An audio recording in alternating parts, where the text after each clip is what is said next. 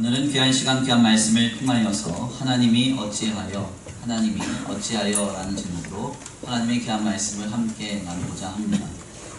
우리는 계속해서 주일 오전 예배의 시간을 통하여서 구약성경 중에 창세기서의 말씀을 함께 숙고하고 있습니다. 2016년 1월 9일에 시작했던 창세기 강해는 이제 만 3년이 지나가고 있습니다. 2013년 1월부터 우리 교회에서 새로운 하나님의 영적인 역사가 시작되길 바라는 방향에서 시작한 사도행전 강해가 지난 만 3년 1주간의 시간을 지나서 마치게 되었고, 그 이후에 우리 교회에 새로운 창조의 하나님의 역사가 시작되어서 하나님이 주인 되시는 교회를 이루어가기 위하여 감당한 창세기서의 강해가 만 3년이 지나가도록 끝나지 못하고 있습니다. 이에 대해서 우리 성도님들과 교회 위에 매우 송구한 마음을 가지고 있는데요. 종교개혁자였던 마르틴 루터는 자신이 세상을 떠나기 전에 무려 10여 년에 걸쳐서 창세기서를 강해했다고 알려져 있습니다. 저는 아직 배움이 부족한 터라 10년이 되도록 깊이 말씀을 연구하여서 창세기서를 전하지는 못할 것 같습니다. 다행이지요. 하나님께서 앞으로도 정해진 기간 동안 창세기서의 말씀을 통하여 저를 새롭게 하시고 우리 교회와 교회된 성도들을 크게 도전하시리라 믿습니다. 성경의 66권에 대한 성도들의 오해 중 하나는 성경의 66권의 내용이 각각 개별적인 내용으로 독립적인 증언을 할 것이다 라고 생각하는 것입니다. 그러나 실상은 다릅니다. 성경은 하나님의 말씀으로서 66권의 성경은 각각의 독특한 특징이 있지만 긴밀한 통일성을 가지고 있습니다. 그러므로 66권의 성경 중에 한 권의 책이라도 깊이 상고하다 보면 66권의 성경을 관통하는 진리를 통찰할 수 있고, 그로 말미암아 우리는 바르고 건전한 신앙을 도전받게 됩니다. 처음 저도 창세기서의 말씀을 강해 준비하면서 저 역시도 창세기서의 말씀에 대한 지평을 매우 좁게만 생각하였습니다. 그래서 창세기서의 말씀을 강해할 때 무엇을 나눌까 처음 고민할 때에는 창조기사나 아브라함과 같은 믿음의 선조들의 이야기만 나누다가 말씀 강해가 금세 맞춰질 것이라고 생각했습니다. 그런데 말씀을 깊이 들여다보니까 아닙니다. 아주 짧은 단편의 창조기사 혹은 창세기서의 아주 짧은 단편의 이야기라 할지라도 그 속에서 하나님의 구원의 역사와 십자가의 복음과 하나님의 은혜와 그리고 바르고 건전한 신앙에 대한 권면은 분명하게 전해지고 있음을 확인하게 되었습니다. 디트리히 보네퍼가 창조와 타락이라는 그의 책을 통해서 해설한 바와 같이 창세기서 곳곳의 기사는 이미 예수 그리스도를 통한 하나님의 나라의 복음과 그리고 주님의 십자가를 담고 있었고 신앙의 핵심적 정수들을 이미 내포하고 있었습니다. 그래서 저 역시도 창세기서의 말씀을 강해 준비하면서 이와 같은 점을 발견하고 수없이 깨지고 부서져야 했습니다. 제가 이미 알고 있었다고 생각하는 말씀들이 내가 아직 알지 못하는 말씀임을 깨닫게 된 것입니다. 그리고 하나님께서 주시는 도전과 결단 앞에 속절없이 부서져서 새로이 거룩하고 건전한 신앙을 도전받아야 했던 것입니다. 오늘 우리에게 전해지는 이 하나님의 말씀이 살아있어 우리의 심령과 골수를 찔러 쪼개므로 우리의 삶과 심령을 새롭게 하는 거룩한 주님의 말씀으로 역사되기를 간절히 축원합니다. 그래서 이 창세기서의 말씀이 그냥 내가 많이 알고 있었던 말씀이 아니라 지금 새롭게 우리에게 증거하시는 주님의 음성으로 들려지기를 간절히 축원합니다. 목회를 하면서 가장 어려운 난제 중 하나는 이 목회자가 심령의 비틀림을 방지하기가 어렵다는 것입니다. 목회라는 것은 사전적인 정의로 두 가지를 감당하는 사역입니다. 첫 번째는 교회를 운영 및 관리하는 것이요, 두 번째는 성도들을 돌보는 일입니다. 이것은 제가 임의로 해석한 뜻이 아니라 사전적으로 이미 정의된 내용입니다. 그래서 국어사전에 목회라는 말을 검색해 보면 교회를 운영 관리하며 성도를 돌보는 일이라고 이렇게 정의되어 있습니다. 그래서 어쩔 수 없이 이 내용에 따르면 담임 목회자는 꼭 두 가지를 감당해야 하는데요. 먼저는 교회를 운영 관리하는 경영자가 되어야 하고, 두 번째는 성도들을 돌보는 목양자가 되어야 한다는 것입니다. 그런데 문제는 경영자와 목양자 사이에는 매우 심각한 간극이 있다는 것인데요. 경영자는 소위 이윤을 잘 창출해야 주변에서 인정을 받습니다. 그러나 목양자는 이윤을 생각할 것이 아니라 사람을 생각하고 영혼과 생명을 살리는 데 주력해야 합니다. 중요한 점은 목회자는 이 두 가지를 동시에 잘 해내야 한다는 것입니다. 한번 생각을 해보세요. 목회자가 목회를 하는데 교회 재정을 늘 적자로 운영합니다. 성도들에게 가중한 부담을 줍니다. 그러면 교인들에게 좋지 못한 평가를 받겠죠. 더 나아가 교회의 재정은 흑자인데 교인들을 잘 돌보지 않습니다. 그렇다면 이 역시도 더더욱 교인들은 목회자를 인정하지 않을 것입니다. 문제는 이러한 범주의 것이 꼭 재정의 운영과 같은 것뿐 아니라 모든 목회의 사역의 현장에서 상이한 부직임으로 인하여서 충돌 양상을 보일 때가 많다는 것인데요.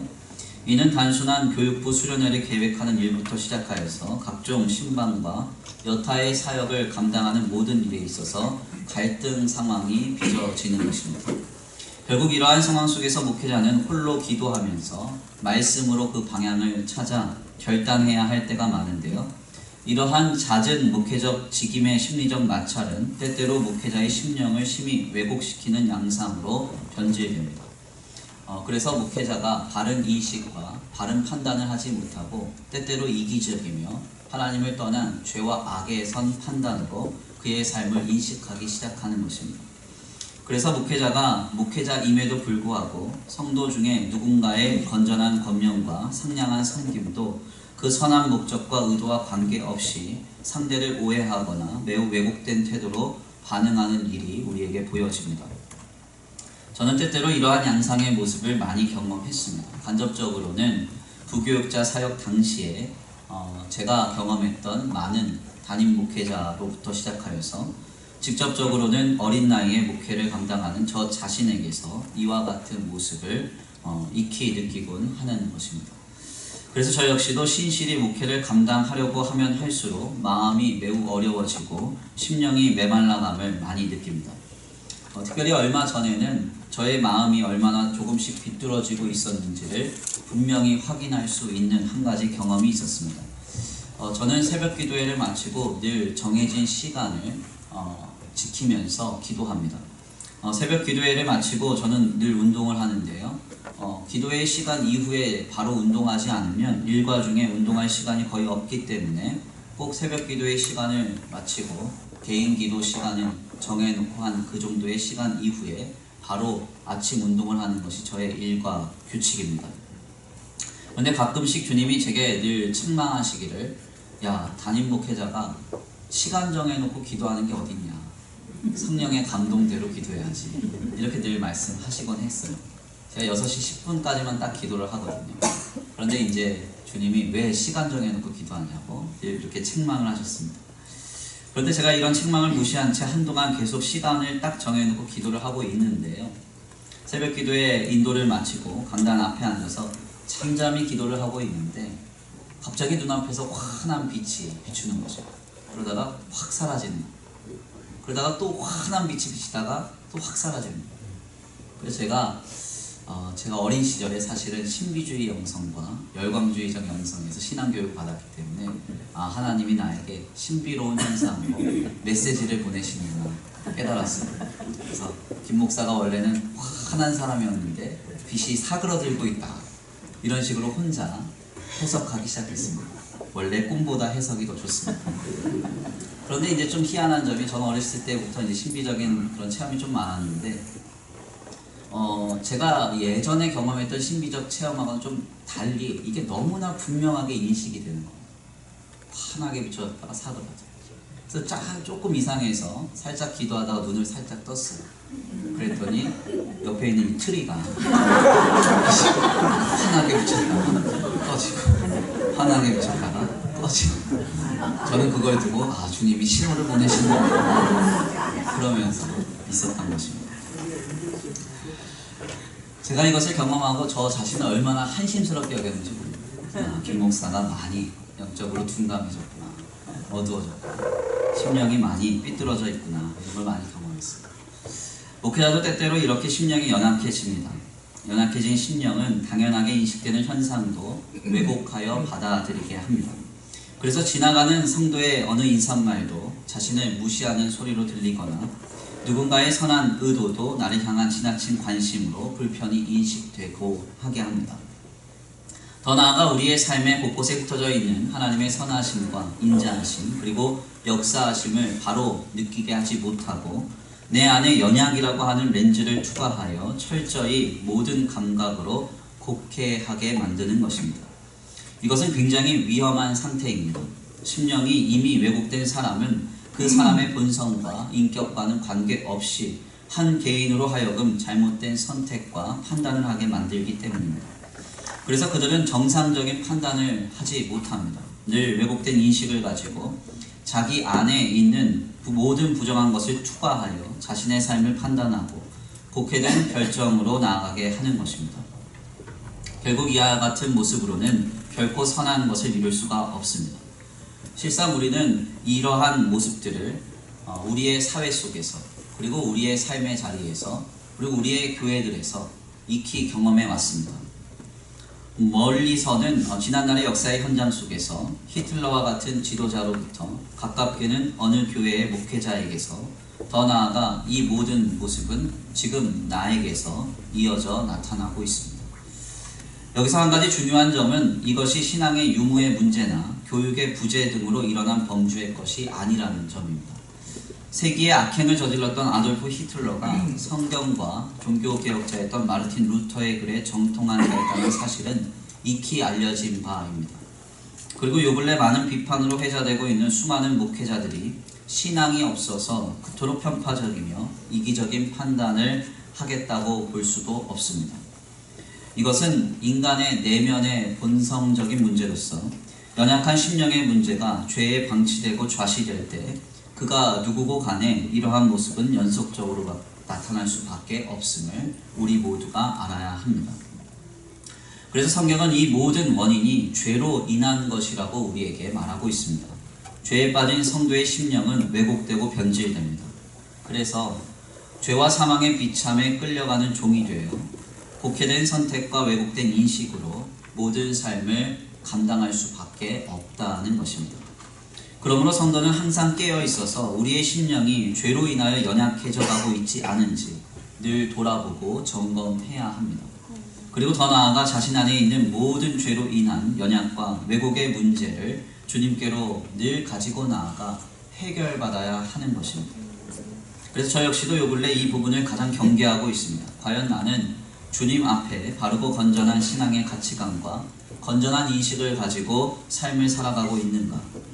늘 하나님의 말씀으로 저 자신을 비추어 보고 늘 나를 위하여 피 흘리신 예수 그리스도의 보혈의 공로 앞에 머리를 숙이며 회개함으로 몸부림치고 있습니다. 이것은 비단 담임 목회자의 이야기가 되어서는 안 됩니다. 목회자만의 이야기가 아니라 우리 모두의 결단과 도전이 되어야 합니다. 지금 우리는 어떠합니까? 우리의 심령은 바르고 건전한 신앙적 인식을 바탕에 두고 있습니까? 아니면 죄로 인하여 연약함에 방치되고 있습니까? 그래서 모든 것을 왜곡하고 곡해하는 현장 속에 우리의 삶과 그리고 우리의 심령이 표명되고 있습니까? 지금 이 시간 하나님의 말씀이 우리에게 들려져서 예수 그리스도의 보혈로 우리 모두의 심령이 치유받고 회복되기를 간절히 축원합니다. 하나님의 말씀이 우리를 새롭게 하는 귀한 이 시간 되시기를 간절히 축원합니다. 오늘 본문의 말씀은 바로 이러한 관점에서 우리에게 큰 깨달음을 줍니다. 본문의 말씀은 시므온을 애굽의 감옥에 가둔 채 집으로 돌아가는 요셉의 형들의 이야기를 우리에게 전하고 있습니다. 본문에 따르면 요셉의 형들이 요셉의 요청대로 야곱의 둘째 아들인 시므온을 애굽의 감옥에 두고 집으로 돌아가는 여정을 시작하였을 때 그들은 심히 당황하였다고 그 내용을 우리에게 전합니다.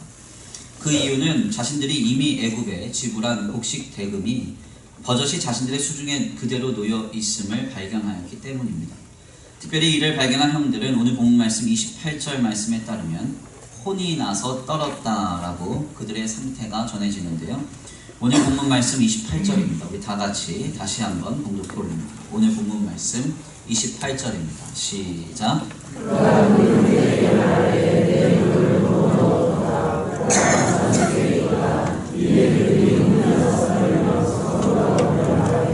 하나님이 어찌하여 이런 일을 우리에게 행하셨는가 하고. 아멘.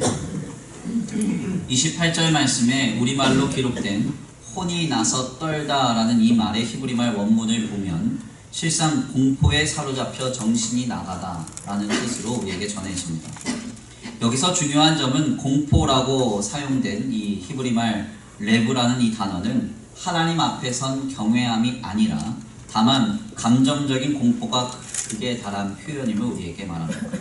그래서 이 말은 구약 성경에서 총 39번 정도 쓰임받게 되는데요. 이 말이 하나님 앞에 선 경외함으로 긍정적으로 쓰인 적은 거의 없고 오직 감정적인 공포만을 말하고 있는 부정적인 의미로 많이 쓰입니다. 예를 들면 엘리사라는 선지자가 자신의 사환에 믿음 없음을 두고 책망할 때 내가 왜 두려워하느냐라고 이야기할 때 이 히브리말 레브가 사용됩니다. 더 나아가 구약의 선지자들을 통해서 이 땅에 하나님의 심판이 도래하게 될 때 심판의 대상자들이 느낄 두려움, 공포의 감정을 표현할 때 이 레브라는 말이 또한 사용됩니다. 이러한 범주의 배경 아래에서 우리는 다시금 형들이 느꼈을 감정을 새로이 해석하게 되는데요.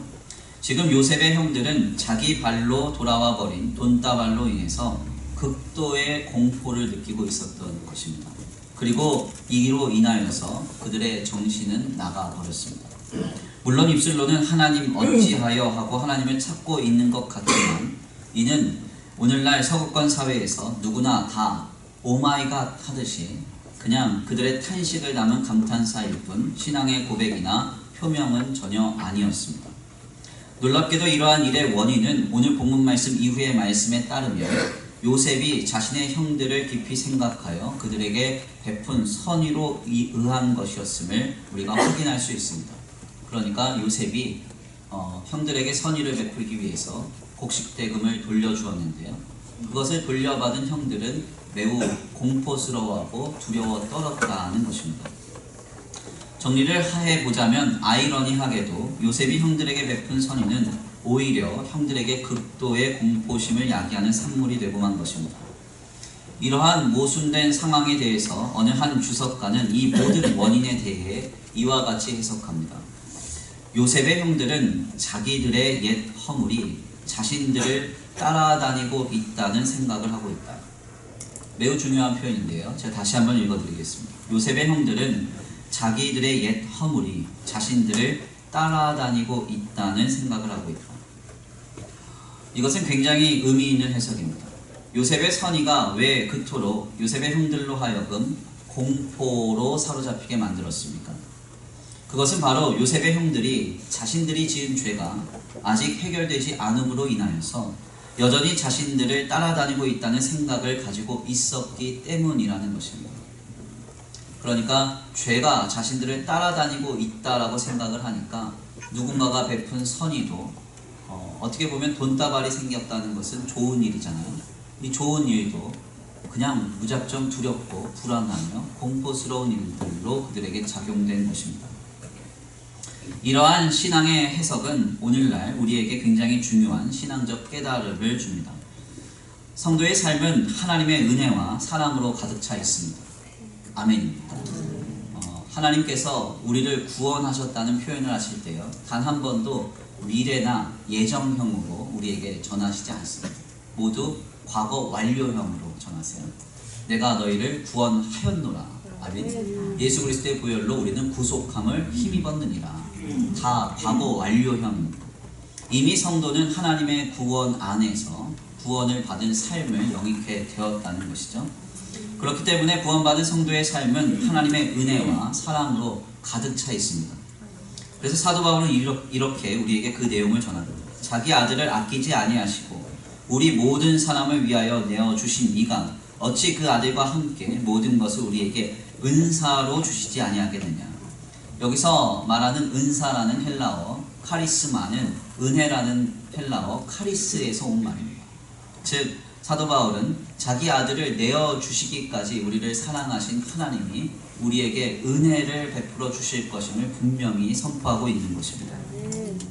더 나아가 우리 예수님은 직접적으로 말씀하시기를 악한 자라도 자식에게 좋은 것으로 줄 줄 알거든 하물며 너희 아버지께서 구하는 자에게 좋은 것으로 주지 아니하겠느냐 라고 말씀합니다. 주님이 이토록 우리를 사랑하고 계신다고 표현하고 계신 것입니다. 그런데 중요한 점은 성도가 해결받지 못한 죄로 인하여서 심령이 방치되어 연약해져 있으면 우리 안에 이미 허락된 은혜와 하나님의 사랑을 바르게 인식하지 못한다는 것입니다. 오히려 하나님 안에서 하나님의 은혜와 사랑은 차고 흔들어 넘치도록 우리의 삶에 이미 공급되고 있음에도 불구하고 형들처럼 요셉의 선의로 인하여 공포에 떨고 정신이 나가는 것처럼 하나님의 은혜와 사랑을 바르게 인식하지 못하고 늘 두려워하며 불안해하고 마음이 어려워하는 그런 일들로 삶을 채워가는 것입니다. 왜 이런 일이 벌어집니까? 우리 안에 있는 죄가 해결받지 못한 죄의 문제가 결국 우리의 삶을 바르게 인식하지 못하게 만들기 때문입니다.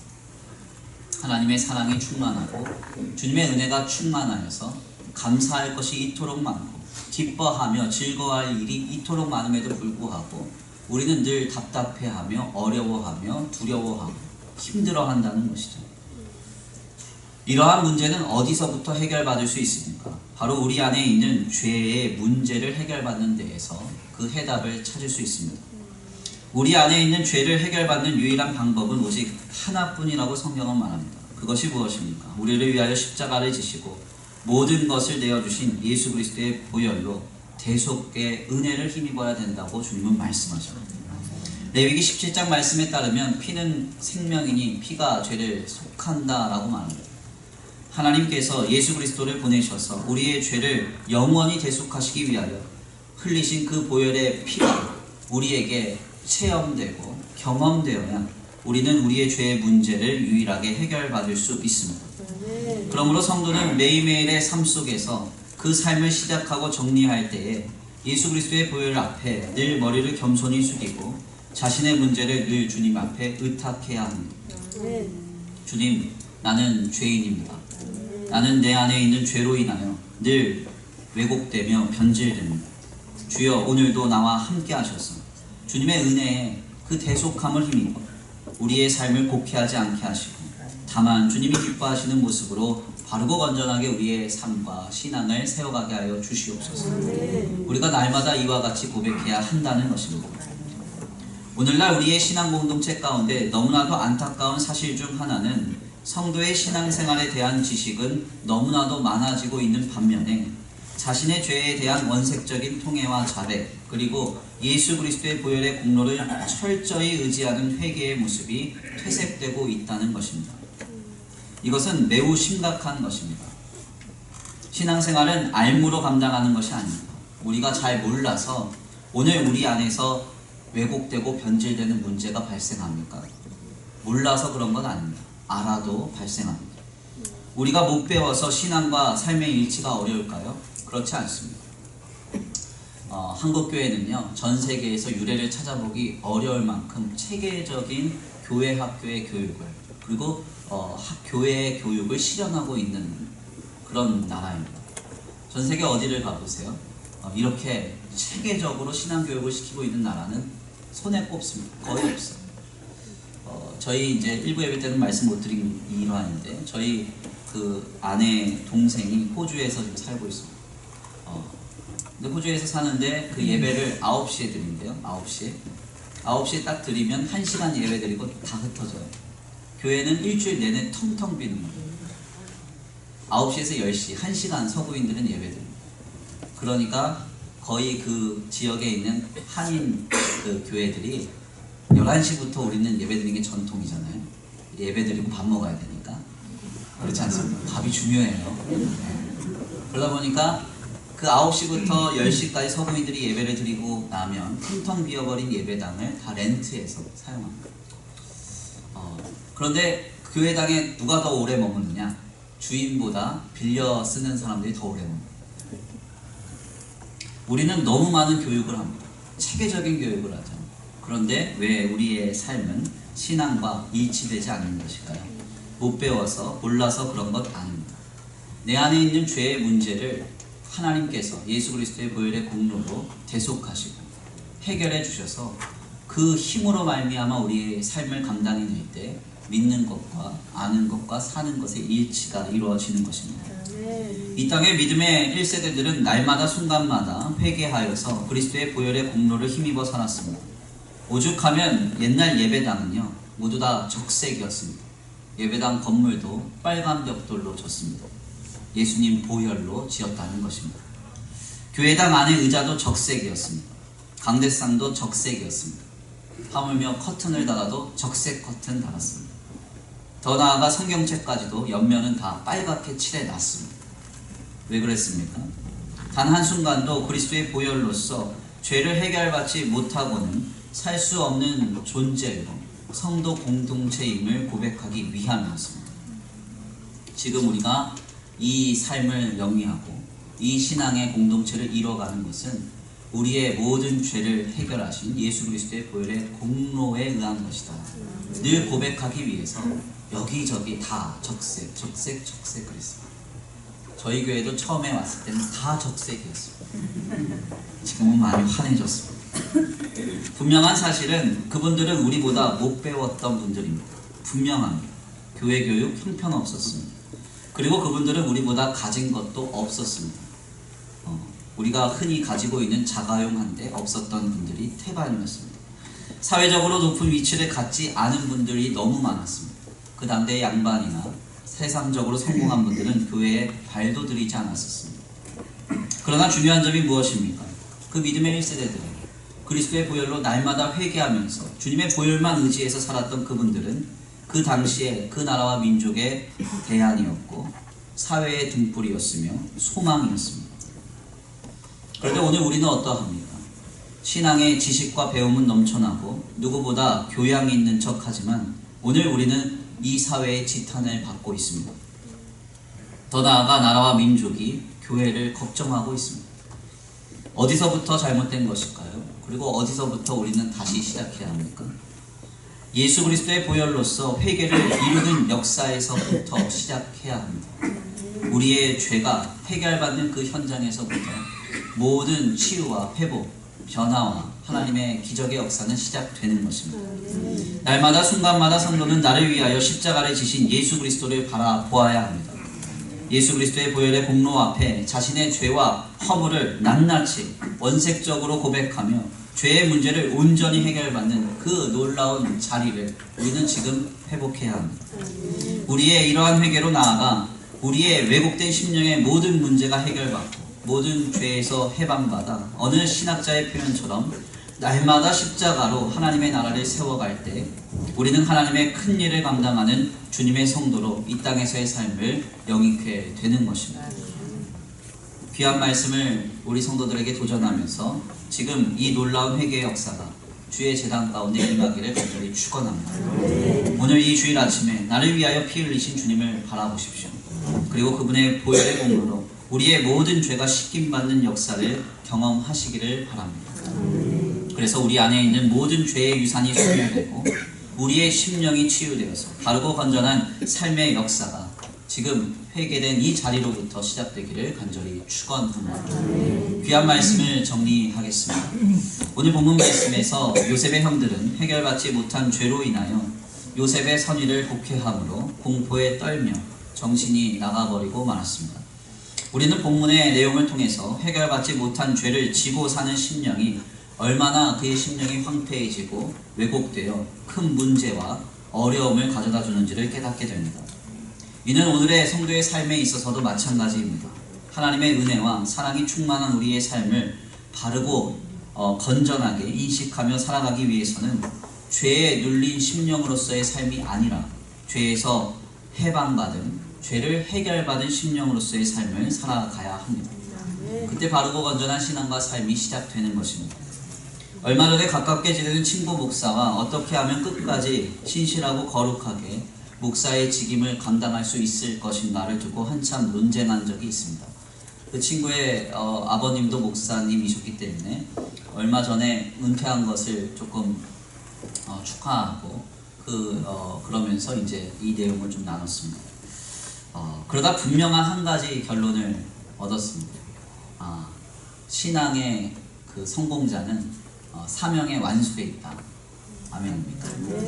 지금 어떻게 잘하냐, 어떤 걸 이뤘냐, 무엇을 성취하고 이룩했냐, 이게 중요한 게 아니라 신실하고 끝까지 목사의 직임을 잘 완수한다면 그 교회 공동체 현장이 좀 작고 연약하다 할지라도 하나님께서 참 기뻐하시겠구나, 이런 걸 많이 느꼈습니다. 어떻게 끝까지 신실하고 거룩하게 목사의 직임을 감당할 수 있을 것인가 논쟁하다가 얻은 결론은, 목회자도 예수 그리스도께서 나의 죄를 위하여서 십자가를 지신 그 사건을 매일매일 새롭게 경험해야 한다는 것입니다. 매일매일 주님이 나를 위해서 십자가를 지신 그 놀라운 사건을 새로이 경험하지 않고서는 목회자라 할지라도 심령은 쉽게 왜곡되고 변질됩니다. 이것은 목회자만의 이야기가 아닙니다. 우리 모두의 이야기가 되어야 합니다. 우리 주님은 나의 죄를 위하여 십자가의 보혈에 피를 흘리셨습니다. 그리고 지금도 그 보혈이 우리를 새롭게 하고 있습니다. 모든 죄와 악으로 해방시켜 우리의 심령을 치유하고 우리의 삶을 바르고 건전하게 세워가게 합니다. 그리고 우리의 삶에 이미 차고 흘러 넘치고 있는 하나님의 사랑과 은혜를 바르게 인식하게 할 것입니다.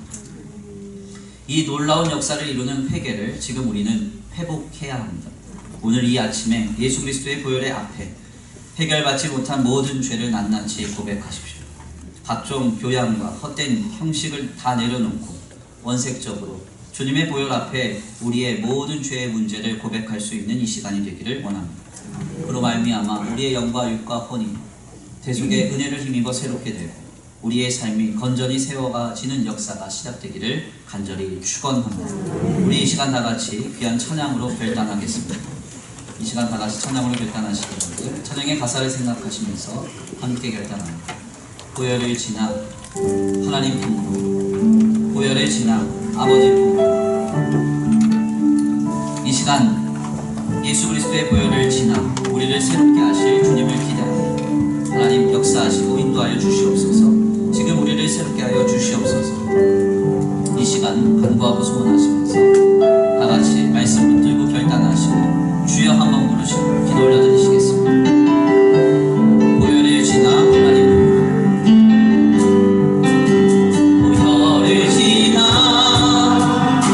하나님 품으로, 보혈을 지나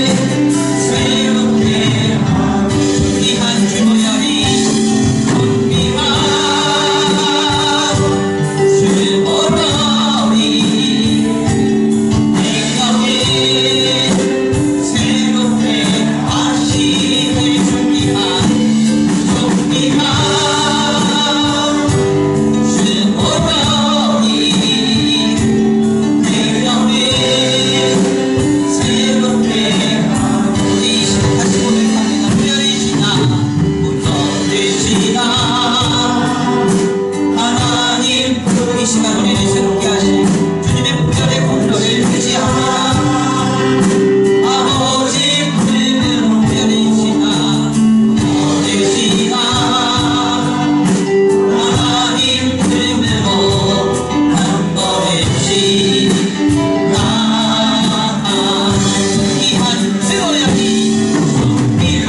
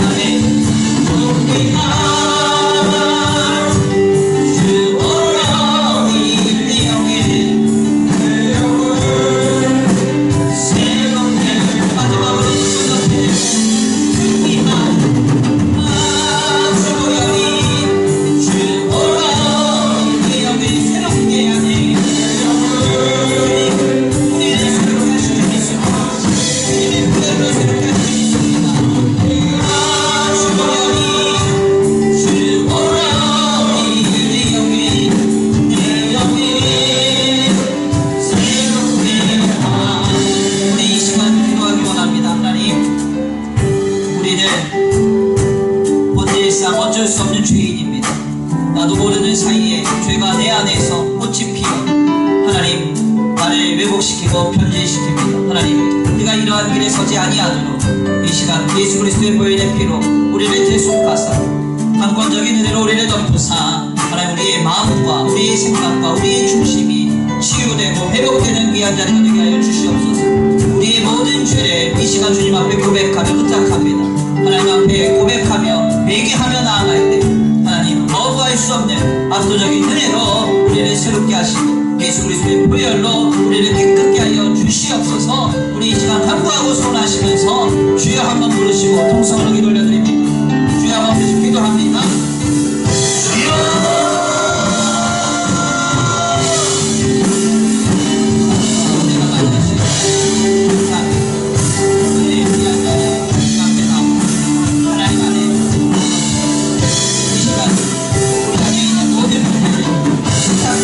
고백합니다.